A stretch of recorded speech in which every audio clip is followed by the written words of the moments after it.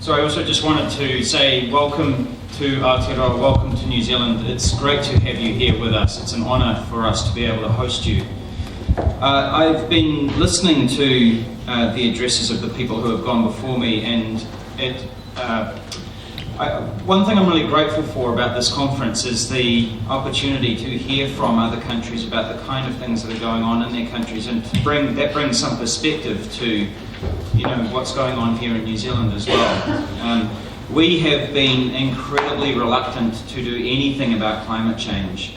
We say it's not happening, or if it is happening, it's not humans, or if it is humans, it's not actually all that bad, or if it is bad, it's kind of too hard to do anything about it. And actually, it is happening. It is us. It is bad, and we can fix it.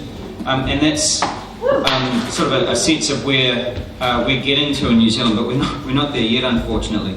The questions were, how is climate change affecting New Zealand? And I think here in New Zealand we tend to think that it's happening over there, somewhere else, and you'll have noticed that we are a long way away from anywhere. And so we feel a bit of distance in terms of, when we talk about climate change, where it is actually located, but it is happening here in New Zealand. In 2013, we suffered the worst drought in 70 years. It wiped $1.5 billion off our agricultural exports.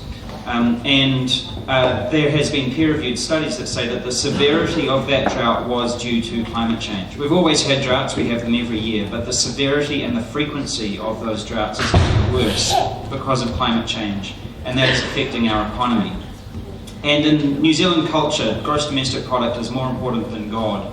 So when things start to affect the economy, then you start to get some consciousness about doing something about it. It affects our tourism industry. So agriculture is our most important industry. It's affecting our tourism industry. I'm a skier and a snowboarder, and you can see every year the snowfields are getting smaller and the seasons are getting shorter. And we know that over the course of the next couple of decades, there'll be about 10% less snow cover. So it's affecting things like tourism.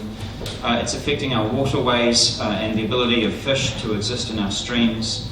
And that is bad for the fish, and it's bad for those people who derive a livelihood from fishing and so on. So it is affecting many parts of our economy and our life and our lifestyle. And it is happening now. It is already happening. Because we also tend to think that it's one of those things that's happening in the future. But we're now living in the future, because we've been talking about it happening in the future for 25 years, and now we're there. So the effects are being felt.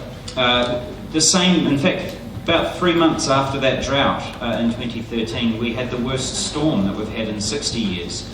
In my city here in Wellington, there were about 30,000 houses, which isn't a lot for many of you, but for us it is. We had about 30,000 houses lost electricity, and about 6,000 of those houses lost electricity for a week because the power lines had been knocked down due to the severity of the storm. We had businesses going under because they didn't have electricity. It cost the city about $4.5 million in direct cleanup costs, and there are about $35 million of insurance claims around the country as a result. So the storms and the floods are having a real effect on our economy.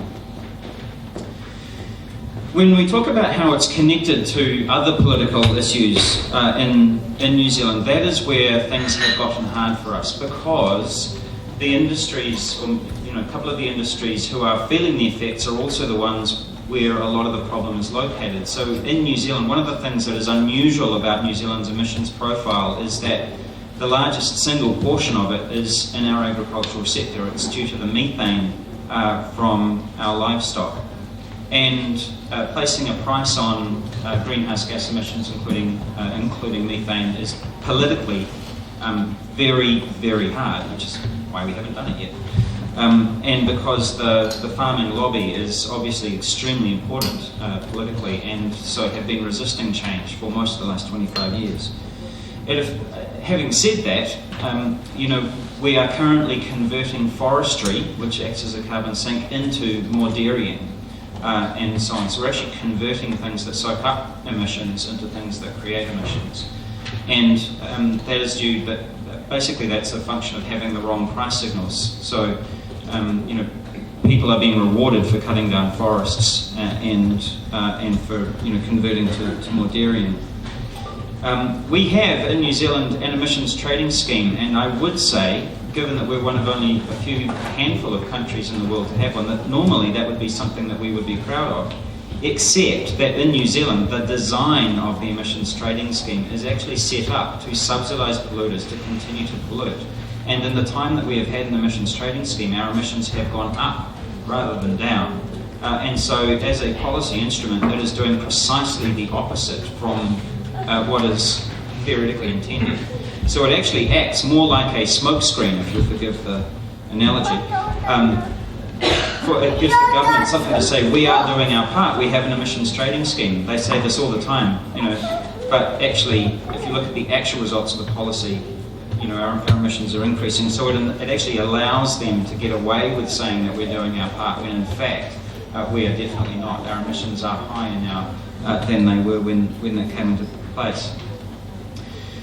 We learned some lessons from Australia's experience around policy instability, which is a great concern. So we were overjoyed during the previous government when in Australia, when they made that massive investment, they put in place a carbon tax, a price on carbon.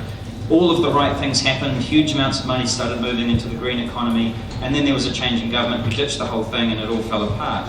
And things are going in the opposite direction now. And so one of the things that concerns us is that whatever we do, it can't just be about what we do when we get into government next, but actually trying to create structures that will survive over the course of governments, whether they be green governments or non-green governments. And so that's a particular concern for us at the moment.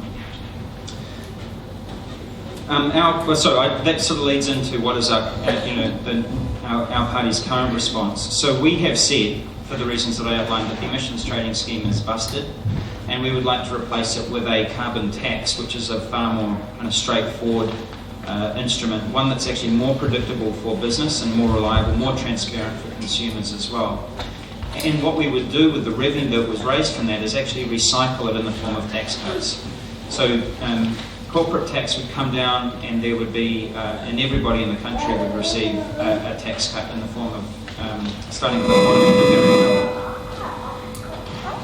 Are you on that? I'll stand back. And what that would do is then people would start to make choices about where they spend their money, and they could spend their money on more expensive things that had higher carbon in them, or on cheaper things that had less carbon in them. And so the market would then get price signals about which way they would respond. So that is the policy that we're aiming for, and we are hoping to influence the government to go to Paris with a 40% by 2030 reduction target, because it's actually not as high, and Kennedy will explain this, it's not as high as New Zealand's contribution ought to be if we were doing our fair share, but it is a very big target for us, given the nature of our economy, and we also believe that it's realistic. So we've actually done the background work to look at sector by sector what we can do, and we believe that a 40% reduction target by 2030 is realistic for us, as well as the responsible thing to do. So what do we think that the role of the Federation or the Global Greens should do to address these challenges and opportunities? I mean, I started off by saying that what we're hearing from you in terms of your stories and what's going on in your countries, both in terms of the impacts that you are feeling. I was talking to one of the delegates, the delegate from Pakistan earlier, who was describing about 300 million people who were displaced by flooding and severe storms. When you hear stories like that, it is really good for us to hear those things in New Zealand, because it does start to wake us up to the idea that we, in order to be a good global citizen, we should be doing more than we are. And I think the more that we can do that in each other's media, to the extent that that's possible, and to start to spread those stories, it starts to build this idea of a common future, and one that we should all be participating in solving.